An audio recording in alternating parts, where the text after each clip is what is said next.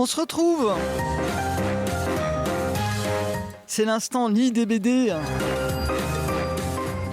C'est l'instant jeunesse, on peut dire ça comme ça. Voilà, c'est parti. Bonjour Eflamme. Salut. Tu vas bien? Bien et tout. Et toi? T'es un petit peu... t'es un peu ému là ou... Non. Ça va? Oui. Ah, c'est la deuxième fois normalement, c'est bon. Ouais. Ok, t'es prêt là? Ouais. Je sens un petit peu rouge quand même. Ah ouais? Intimidé, non? Pas trop. Parce pas. que la première fois tu savais pas que c'était en direct. Hein. Ouais. Maintenant mais là maintenant tu sais que c'est en direct. Ouais. Pas de bêtises alors. Non mais si on peut tout se permettre, c'est pas grave. Les auditeurs sont sympas. Dis-moi, qu'est-ce que je voulais dire? Oui, donc c'est une deuxième, on se retrouve. Hein, et aujourd'hui tu nous proposes 2 mangas. Yes. Alors t'as fait fort, hein, parce que c'est la première fois. Mais bon, c'était une première, tu as proposé juste un, là, 2 mangas, je trouve que c'est super bien. Et on commence avec lequel, je te laisse le dire. Le secret de Scarecrow. Ah, tu voulais le dire en anglais aussi, ça faisait quoi? The Secret of Scarecrow. Voilà. Mais bon, on va le dire en français parce qu'en fait, sur les jaquettes, c'est écrit en français. Donc Oui, et puis en plus, si on dit avec l'accent et que les gens ils veulent chercher l'orthographe, comment ça s'écrit? Ouais, c'est ça. Donc c'est le secret de Scarecrow. Voilà. Ce qui se traduit donc, le secret de... Le secret de l'épouvantail. Voilà, parce que Scarecrow, c'est un épouvantail. On expliquera d'ailleurs la traduction, hein, parce que c'est toi qui m'as expliqué tout à l'heure, c'est très bien. Alors, j'en parle rapidement de cette série. C'est une série qui est sortie... elle est sortie en 2024. Attendez, j'ai pas préparé mes notes exactement, mais le premier tome est sorti en septembre 2024. Ah, ils ont sorti pas mal de tomes quand même en peu de temps. Ouais, en peu de temps. Donc 2024... en peu de temps, ça fait... on est en 2025 quand même. Hein. Ouais, mais... Ils ont sorti 5 tomes.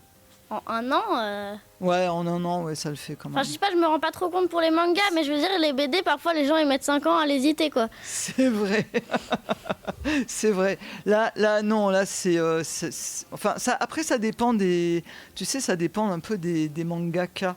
Il y a des mangaka qui sont un peu longs, et puis il y en a qui sont un peu plus rapides. Ouais. Là, ce qu'il faut dire, en fait, en plus, c'est une mangaka, c'est une femme, donc qui s'appelle Jin Zarbot, qui est donc la mangaka de cette série, Le Secret de Scarecrow. C'est une personne, en fait, elle est pas japonaise, elle est suisse, en fait. Elle est de nationalité suisse. Elle est née en 1993. Elle est assez jeune. C'est peut-être pour ça qu'elle est rapide, d'ailleurs. Elle sort les tomes les uns à la suite. Enfin, on peut pas dire les uns à la suite des autres, mais c'est vrai que 5 tomes en un an, ça va. Moi, je trouve que c'est assez bien. Et donc, on est actuellement au 5e tome, effectivement, qui est sorti là, il y a quelques mois, sorti en novembre, même pas, qui est sorti en novembre 2025. Et la série n'est pas finie, hein, ça se finit. Voilà, et la série n'est pas finie, donc comme je présage que tu as aimé, je pense qu'on reviendra de temps en temps parler des tomes suivants qu'on aura sous la main et donc tu pourras un petit peu dire ce que tu en penses de l'évolution. Donc Le Secret de Scarecrow, je te laisse nous en parler. Vas-y. Donc du coup moi j'ai lu du 1 au 5 et donc c'est un monde où en fait entre guillemets un peu les méchants c'est des monstres qui sont en fait c'est des genres d'énormes corbeaux qui peuvent hypnotiser les humains et dans ce livre donc il y a aussi des animaux humanoïdes et du coup ils peuvent en fait hypnotiser les gens, il suffit de croiser leur regard pour être sous leur emprise. Et du coup, ils en profitent par exemple parce qu'en fait, ils aiment manger les humains, miam miam. Et ils en profitent pour en fait s'entretuer les humains en les mettant sous leur emprise et comme ça, ils n'ont pas de travail à les faire pour les tuer. Voilà, ils les mettent comment sous leur emprise? En fait, il suffit de croiser leur regard pour être sous leur emprise. Et du coup, tu disais les humains se battent entre eux et qu'est-ce qu'ils en font après les crocs? Ils les mangent? Ouais. C'est juste ça? Ouais. Mais alors, ceux qui sont à moitié humains et... Ah, les animaux humanoïdes? Ouais, les animaux humanoïdes. T'appelles ça les animaux humanoïdes? Ouais, d'accord, ok. Je sais pas, genre moi, j'appellerais c'est des êtres, mutants. C'est des humains, sauf que c'est un corps d'humain avec une tête et des poils. Enfin, une tête d'animal et des poils. Oui, mais alors, quel type d'animal? Bah, genre, le premier qu'on rencontre un peu, enfin, un des héros en quelque sorte, qui s'appelle Rem, c'est un chiot. Ouais. Enfin, il a je sais pas, 13 ans peut-être. Et du coup, c'est un chiot, mais je crois qu'il y a pas mal d'espèces. À un moment, on voit un lion. Ouais. Enfin, je pense qu'il y a un peu de tout. Tu peux nous raconter un petit peu l'histoire, le début En fait, c'est l'histoire de l'héroïne. Elle s'appelle Angel. Et c'est une princesse qui vit dans une ville céleste, on appelle ça comme ça. Donc c'est une ville en fait qui va être protégée par un champ de force invisible pour empêcher les crocs d'attaquer la ville. Et du coup, je crois qu'il y en a 4 en tout. 4 villes. Ouais, 4 D'accord. villes célestes. Et sinon, les autres, elles sont à découvert et du coup, les crocs peuvent attaquer. Voilà, les villes à découverte sont les villes où habitent les mutants. Oui, D'accord. mais je pense qu'il y a aussi des humains. Mais je sais pas trop, c'est pas clair ça. Non, il n'y a pas d'humains. Ah non, pas du tout. Oui, c'est des villes, surtout les villes des mutants. Les humains, ils sont vraiment sous les dômes, en fait. Ok. Voilà, sous les champs de force, ils sont protégés. Mais sous les dômes, il y a aussi des mutants. Oui, mais moins parce qu'ils sont un peu... disons que... ils sont en minorité et ils sont pas très bien traités, quoi. Voilà, ils sont très très mal traités. Oui. Et on peut dire qu'il y a une certaine discrimination. Oui, Et carrément. les mutants sont un peu utilisés comme des esclaves. Ouais. Voilà, on est d'accord. Donc, dans ce pays, il y a la légende des Scarecrows. Et donc, Angel, l'héroïne, a toujours cru à cette légende et essaye depuis toute petite, de la prouver et de prouver que ça existait, les Scarecrows, qui étaient donc des genres d'épouvantail, mais qui ressemblent quand même bien à des humains, qui seraient qui défendraient les villes et les habitants en attaquant les crocs. La légende dit qu'ils en ont tué des milliers et des milliers, sauf que du coup, ils auraient disparu mystérieusement. Et Angel trouve dans les archives de son château, enfin dans sa demeure, quoi, vu qu'elle est princesse quand même, un grimoire avec le sceau des Scarecrows inscrit dessus. Oui, en fait, c'est un langage un peu spécial, elle comprend rien du tout, c'est du charabia pour elle. Et du coup, elle cherche un linguiste pour l'aider à déchiffrer le livre, mais il n'y en a pas du tout dans sa ville. Donc elle va sortir.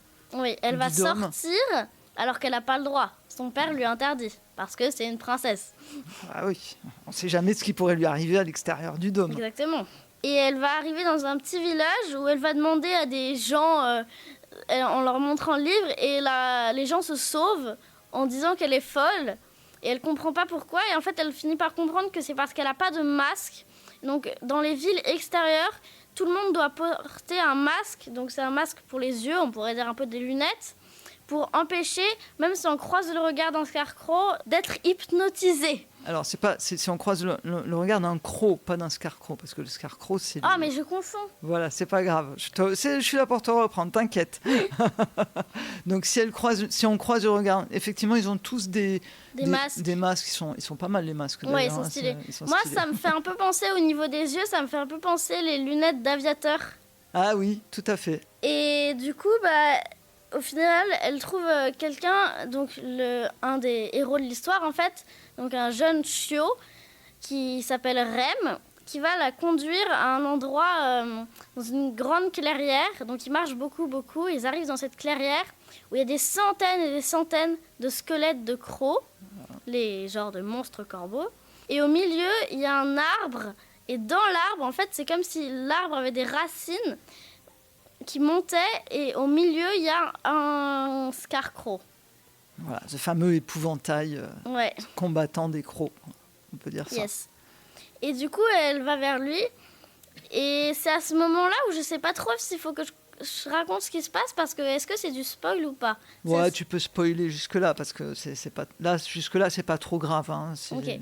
Mais du coup, elle touche le Scarecrow, et après, il y a un moment où il y a un croc qui les attaque. Et du coup, donc Rem, le chiot, se fait hypnotiser par la vue. Et en fait, c'est toujours par la vue, je sais pas. Oui, c'est par la vue, c'est tout le temps par la vue. Puis, je t'arrête tout de suite. Rem, on va dire plutôt le mutant, parce que tu l'appelles le chiot, on va s'imaginer que c'est un chien. Mais ah oui, c'est non, vrai. C'est quand même c'est un humain, quoi. C'est un petit garçon, mais simplement, il a des oreilles de petit chien, quoi. Et une truffe. Et en tout cas, du coup, il se fait hypnotiser. Et il va finir par attaquer Angel, qui va être possédée elle aussi, mais par le Scarecrow, qui va l'aider à... En fait, qui va comme s'il prenait possession de son corps, et ça lui permet d'éviter les attaques de son ami, qui s'est finalement fait l'attaquer elle à cause du croc. Et finalement, le Scarecrow se réveille et attaque le croc. Et donc, en fait... Il y a un super combat, là. Mais il est super fort, genre il lui plante ses doigts dans les yeux et il casse son crâne. Voilà. Et donc, elle réveille un Scarecrow. Ouais. On peut dire que c'est ça. Elle réveille le dernier, celui qui semblerait être le dernier des Scarecrows. On ne sait pas encore comment ça va se passer, mais il semble être le dernier des Scarecrows. Alors après, moi je dis qu'on... Non. Vas-y, dis. Ouais, faut... Mais... Parce que là, on n'est qu'au 5, mais on n'a pas vraiment trouvé de Scarecrow, mais il y a un truc... Il y en a un autre qui arrive à un moment donné. Ouais, il y a un... Vers le 5, je crois, ou le 4e. Là, ouais, peut-être, je crois vers le 4. Vers le 4, il y en a un qui arrive, lui, c'est pas un Scarecrow gentil. Ouais, c'est même le maître des crocs. Voilà, c'est le... Je crois qu'il s'appelle le Master Crow ou un truc comme ça. Ouais, c'est possible. Mais alors on peut le dire parce que de toute façon c'est une série qui n'est pas terminée, donc il va y avoir beaucoup de rebondissements. Et en fait, à l'intérieur de l'ensemble de ces tomes, alors effectivement on peut dire qu'il va y avoir un deuxième Scarecrow qui est pas très gentil, hein, lui, qui est le maître des crocs et qui fait tout pour tuer le gentil Scarecrow. Ouais. Mais entre-temps, il y a quand même un certain nombre de choses qui se passent, puisqu'ils vont rencontrer un autre personnage, je sais plus son il est super costaud là, qui travaille dans les mines là. Quoi ? Qui travaille dans la mine. Oui, comment il s'appelle ? Un truc avec I et O, je crois. Bon, c'est pas grave. En tout cas, voilà, ils vont rencontrer d'autres personnages et ça va les aider un petit peu à évoluer et puis à avancer en fait dans l'histoire. Parce que le but de l'histoire, en fait, c'est quoi ? Ça serait de retrouver le cœur perdu de Scarecrow et d'essayer de trouver les autres Scarecrows.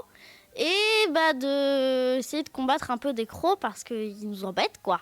Voilà. Et derrière, il y a aussi l'idée, parce qu'il y a ces mutants, en fait, et les humains qui oppressent un petit peu les mutants. Oui. Et il y a l'idée que tout le monde, qu'on ouvre les dômes et que tout le monde s'entende bien. Oui. Peut-être, il y a ça. Ouais. Sachant que la princesse, qui n'est pas vraiment c'est une princesse assez cool, hein, finalement, elle fait beaucoup de choses. La princesse, elle aime bien tout le monde, quoi. Oui.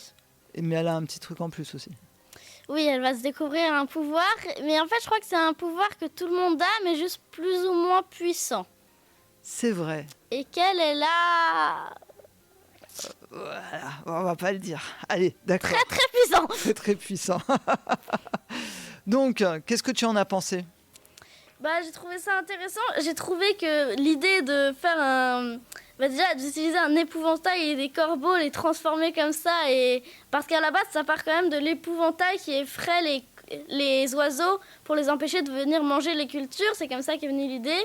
Et du coup c'est devenu ça, quoi. C'est ouf.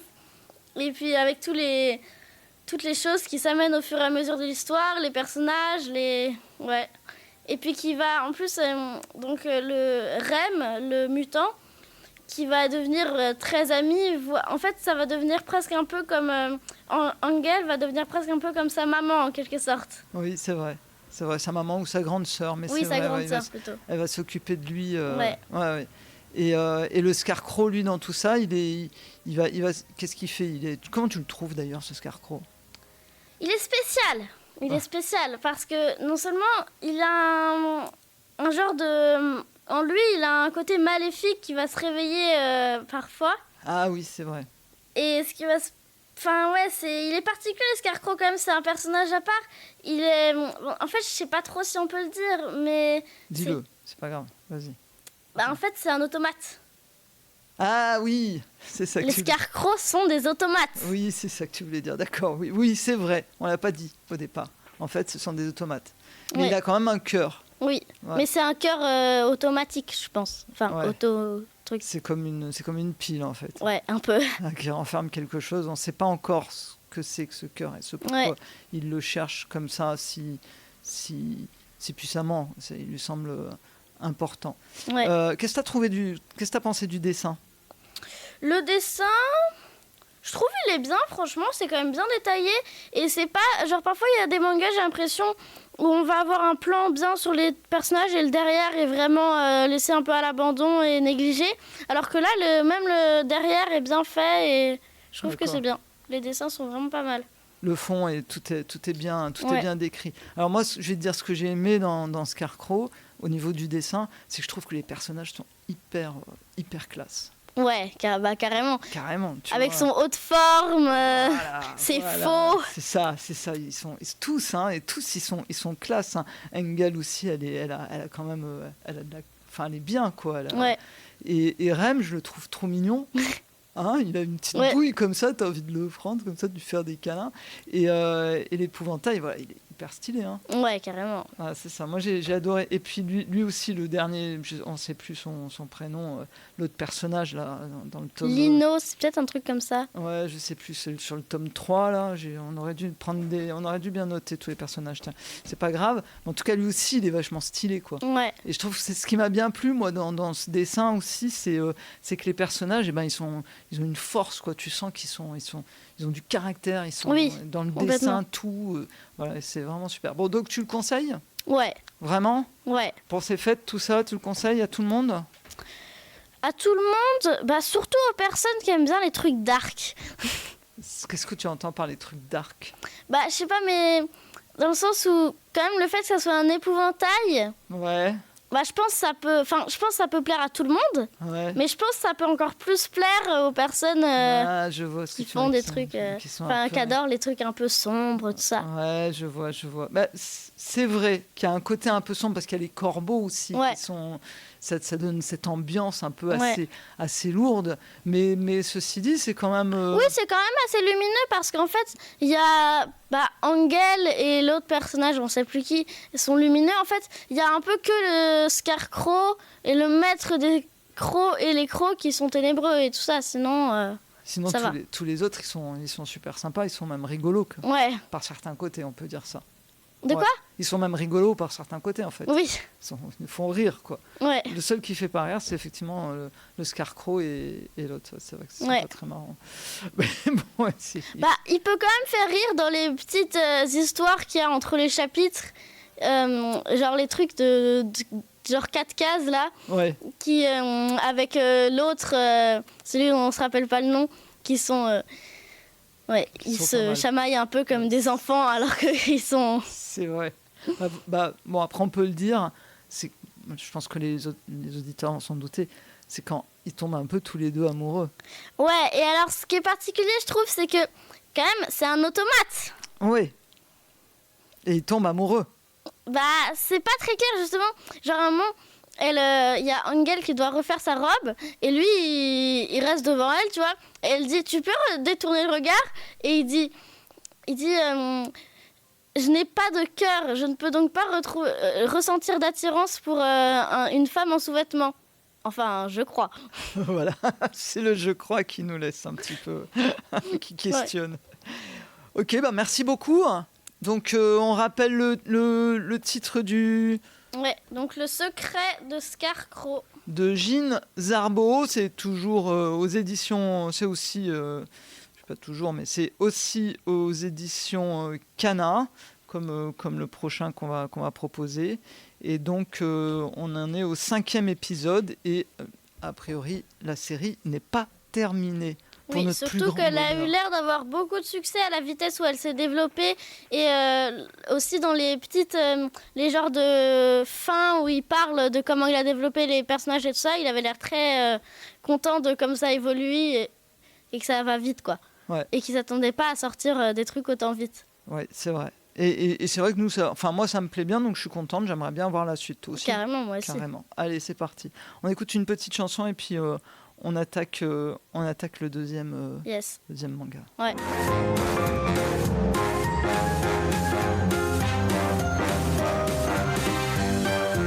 On revient.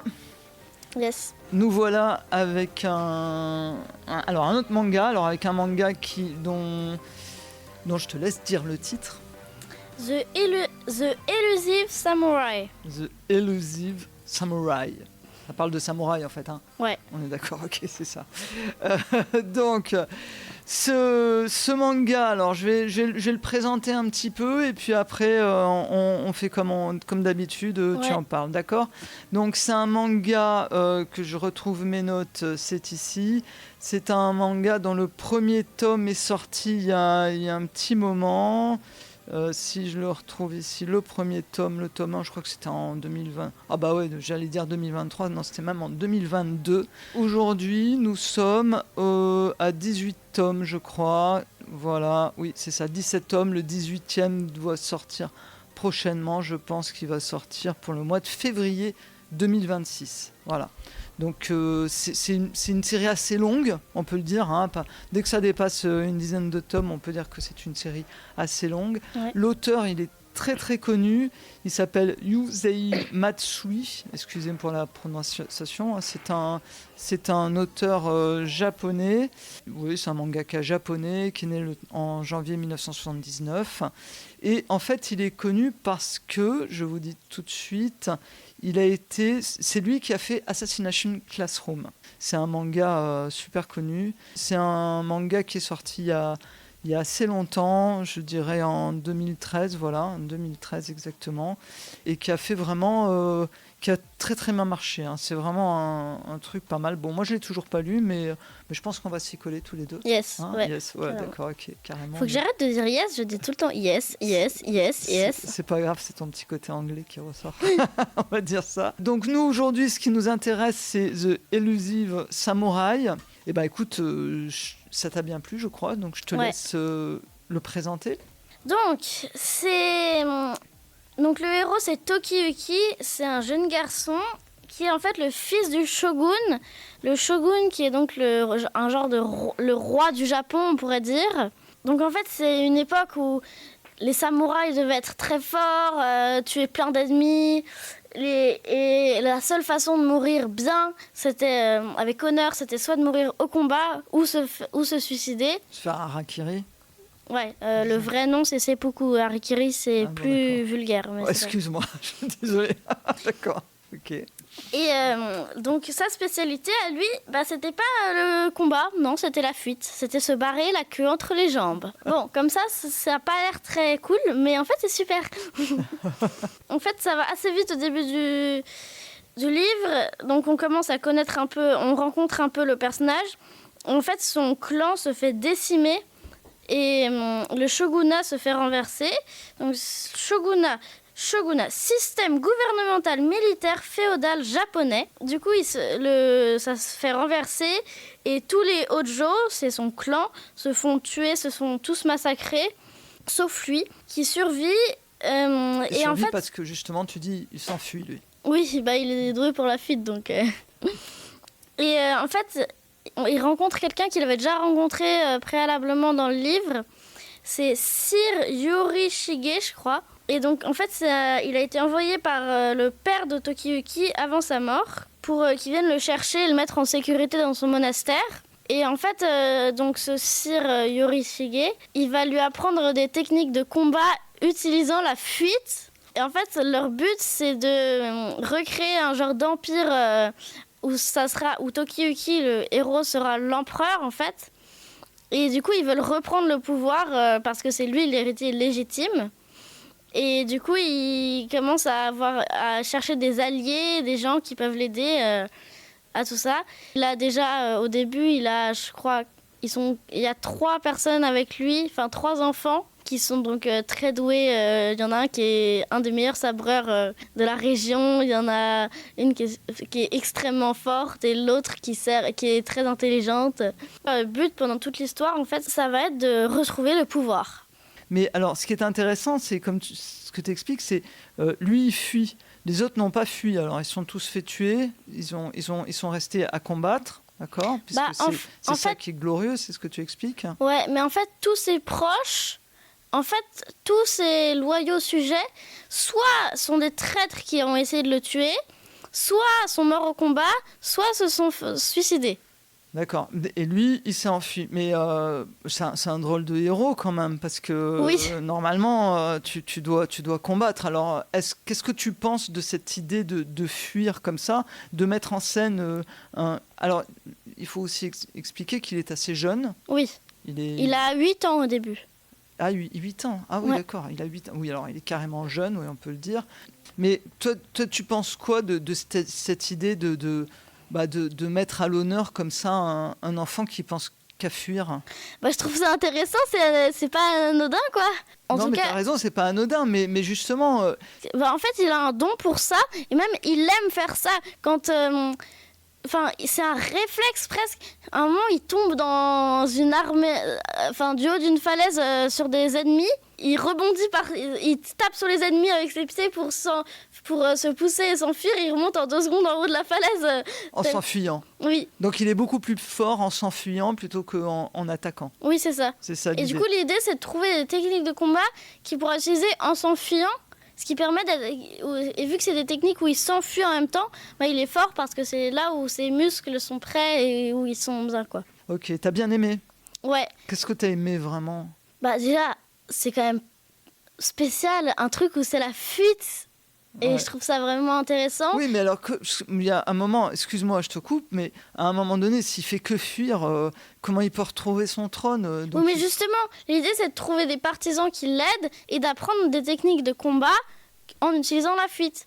Alors est-ce que c'est parce que ça parle de samouraï, est-ce que c'est violent? Moi, j'ai pas trouvé ça très violent, surtout que bon, pour l'instant, il fait beaucoup se barrer. Même si après, j'imagine que ça va évoluer et on sent déjà que ça évolue et que ça va devenir de mieux en mieux. Puis en plus, le personnage principal est vraiment lumineux et il est marrant. ouais, Ah, il est marrant, c'est ça aussi, non? ouais. Moi, je trouve il m'a fait rire du début à la fin. À un moment donné, je me suis dit c'est vraiment un anti-héros total, quoi, parce que il se sauve à chaque fois, quoi. Quoi qu'il se passe, il s'en va, quoi. Ouais, après, moi j'ai l'impression que là tu le présentes un peu aussi parce que t'as pas vraiment trop aimé. Et que moi, vu que j'ai aimé, je vois pas ça comme ça, tu vois. Oui, c'est vrai. On est d'accord. Moi, au début, j'ai bien aimé. Je trouvais que c'était déjà le dessin est pas mal. Ouais. Hein, le dessin est bien aussi. C'est vrai que les personnages, ils sont... Même genre, il y a des kimonos qui sont détaillés, c'est un truc de malade. Ah oui, c'est vrai, tout à fait. Les scènes sont bien décrites, c'est bien amené. Tout est vraiment super bien. C'est juste moi, ce qui m'a gêné, c'est ce gamin. Je me dis, mais pourquoi s'embêter pour lui, quoi?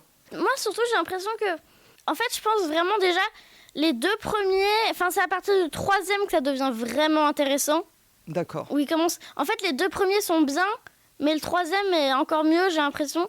Et j'ai l'impression qu'en fait, au début, peut-être qu'il est nul en combat, tout ça, mais j'ai l'impression qu'au fur et à mesure, ça va évoluer. Et qu'en fait, à la fin, il sera bien meilleur et que ça sera cool, tu vois. Ok, on part sur cette idée. Ouais. D'accord, bon, tu reviendras quand tu auras lu le 4e, 5e et 6e, on va dire tous les 3 ou 4 tomes, pour que tu nous dises si vraiment ça évolue bien ou pas. Ouais. Ça marche? Yes. Ok, bon, merci beaucoup. Ouais. Merci pour cette présentation, pour ces mangas. Donc là, le dernier, on parlait de The Elusive Samurai. Vas-y, dis-le avec ton anglais. The Elusive Samurai. The Elusive Samurai. Donc de Yusei Matsui. Donc oui, effectivement, c'est le mangaka qui avait fait Assassination Classroom. Et c'est ce qui me donne envie aussi, moi, de continuer, en fait. Parce que je me dis, il y a certainement quelque chose derrière, parce que c'est quand même un grand mangaka. Et moi, il y a un truc que j'ai trouvé drôle, c'est qu'en fait, au début, il explique pourquoi, en fait, ce personnage est super doué par la fuite. C'est parce qu'en fait, je pense qu'il avait... En fait, il a fait un personnage qui lui ressemblait un peu. Parce qu'il disait que quand il était petit, son seul talent, c'était d'éviter les balles à la balle aux prisonniers. Ça, c'est pas mal. Okay. Une anecdote. C'est une très bonne anecdote. Merci beaucoup. Ouais. Et Flamme, on se retrouve la semaine prochaine. Ouais. Allez, merci, au revoir. Au revoir.